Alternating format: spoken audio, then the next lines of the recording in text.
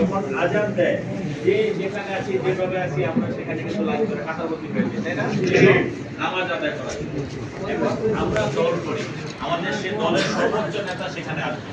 আমরা যদি তাকে দেখে বা তার একটা কথা শুনে বা তার ঘোষণা যখন আসবে তখন যদি আমরা সেভাবে শৃঙ্খলাবদ্ধ না হতে পারি তাহলে এই যে লক্ষ লক্ষ নেতাদের যে সমাগম সেটাকে আমরা নিয়ন্ত্রণ করতে পারবো না, আমরা সেটা নিয়ন্ত্রণ করতে পারবো না। খালি একজন ছোট্ট কর্মী ওই পিছনে যে দাঁড়ায় আছে ও মনে করতে হবে যে আমিও দায়িত্বশীল, আমার দায়িত্বটাই পালন করবো। কি করবো?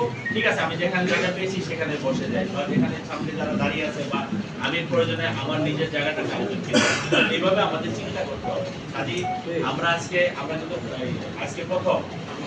আজকে প্রথম যদি আমি বলি এটা আমাদের প্রস্তুতি সভা, আমাদের নেতার আসার উপলক্ষে আমরা কিন্তু এখন আর করিনি।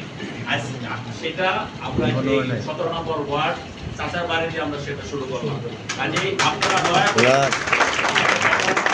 এখানে ক্রিকেটখানা আছে, বিএনপি এবং সমস্ত অঙ্গ সহযোগী সংগঠনের নেতৃত্ব আছে, আপনারা এখানে আপনাদের সমর্থ হবে যখন যে নির্দেশনা আসে সেই নির্দেশনা পালন করতে হবে।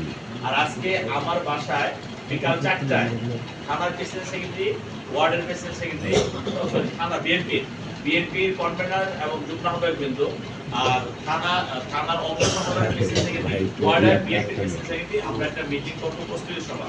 যারা যারা এই আওতায় পড়েন তারা দয়া করে আসবেন। আমরা এর বেশি আপাতত কাজ করতে পারবো না, আমরা সংগঠন অনুযায়ী বলবো। আমরা বুঝতে পারছেন? বিএনপির কনভেনর, যুগ্ম আহ্বায়ক সহ সমস্ত যুগ্ম আহ্বায়ক, ওয়ার্ডের বিএনপি প্রেসিডেন্ট সেক্রেটারি, অঙ্গ সংগঠনের থানা সেক্রেটারি, সেটা মহিলা দল, ছাত্র দল, যুব দল, স্বেচ্ছাসেবক, কৃষক দল, শ্রমিক দল, সব। তো আপনারা সেভাবে আমি যে কথা বলতে চাচ্ছি যে আমাদের তারেক রহমান আমার যেমন নেতা আপনাদের বাংলাদেশের নেতা, ওনার সম্বন্ধে আমি আর বেশি কিছু বলতে চাই না, শুধু একটাই কথা যে আমরা একটা নিজের আমেজ পেয়েছি, শ্বাস রবের মতো যেখানে যে অবস্থান হয় আমরা সেটাকে ভোট করবো এবং সেখানে আমরা থাকবো। আমাদের নেতা যাতে বুঝতে পারে তিনি দীর্ঘ 17 বছর আমাদের জন্য যে কষ্ট করলেন, দীর্ঘ 17 বছর সারা দেশের মানুষের যে ঐক্যবদ্ধ করলেন, উনি যেভাবে ভালোবেসেছেন সারা দেশের মানুষকে, ওনাকেও বাংলাদেশের মানুষ তদ্রুপ ভালোবাসে। আমাদের অবস্থান, আমাদের শৃঙ্খলা, আমাদের আওয়াজ সবকিছু দেখে তিনি বুঝতে পারবেন, তাই না? আমরা সেই জিনিসটা আমরা করবো। হয় আমরা নিজেদের ভিতরে একটা জিনিস, আপনারা 17 বছর অনেক কষ্ট করেছেন, আজকে এখানে বক্তব্য দিলে সন্ধ্যা বন্ধ বক্তব্য দিলে বক্তব্য শেষ হবে, আপনারা যে কষ্ট করেছেন এই 17 বছর আপনারা কষ্ট করেছেন, আগামী 2টা মাস কথাটা একটু মনে রেখে শুনবেন দয়া করে।